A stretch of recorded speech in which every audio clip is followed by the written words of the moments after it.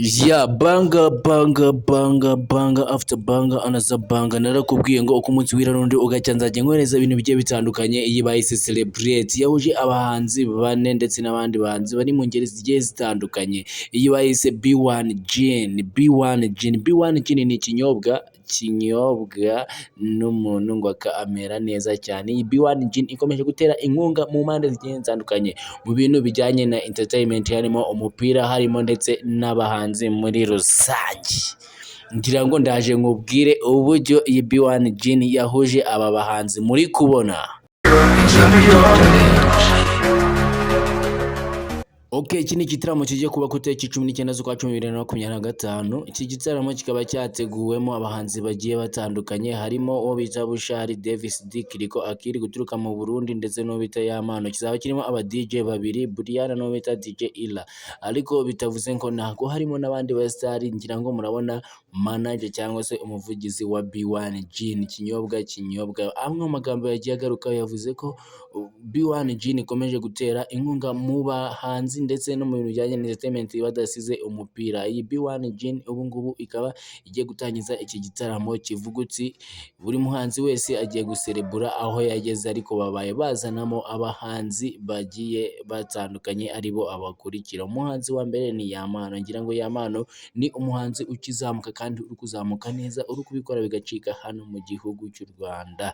Umuhanzi wa kabiri ngira ngo uraba witabire muri irushanwa n'uwo bita Davis D. Davis D murabizi yameze kujyandika ni papa mama umwami w'amajyepfo Davis D. Undi mujama uraba uri muri iki gitaramo n'uwo bita Kiriko Akiri. Uyu mujama muri ino minsi, ariko no mu yindi minsi ya mbere twari tumuzi, ariko iyi ndirimbo ahanihe indirimbo ikomeje kwandika amateka. Undi muntu ni Bushari Bushido. Uyu muhanzi ngira ngo benshi cyane muramuzi, mu rubyiruko baramukunda cyane ndetse no mu birori ahantu henshi cyane baramukunda cyane, ariko nawe B1 Gin yagize gutya aravuga uti nawe mu bahanzi B1 Gin yatumiye uyu muhanzi nawe agomba kuba arimo. Uyu muhanzi nawe agomba kuba barimo. Ni ukuvuga ngo ni abahanzi bane bameze kugaragazwa ko babahuje, bakaba bavuga uti nibo bagiye kuba bari muri iki gitaramo, ariko bitavuze ko hatarimo n'abandi bahanzi bagiye batandukanye cyangwa se izindi ngeri zigiye zitandukanye zirahurira muri iki gitaramo bise celebrate. Ngo ni igitaramo umuntu ku giti cye cyangwa se undi muntu uzaba uri muri iki gitaramo azaba ari guserebura ahantu ageze.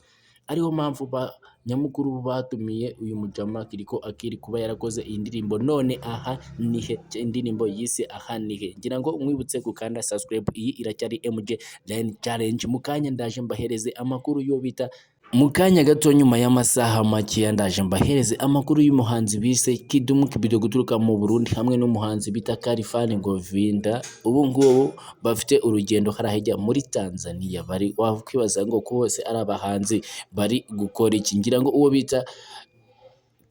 bita Kidum Kibido, uriya mugabo ndaje mbereke ifoto ye ubitekerezeho, ariko mu kanya ndaje mbahereze amakuru atariho ivumbi.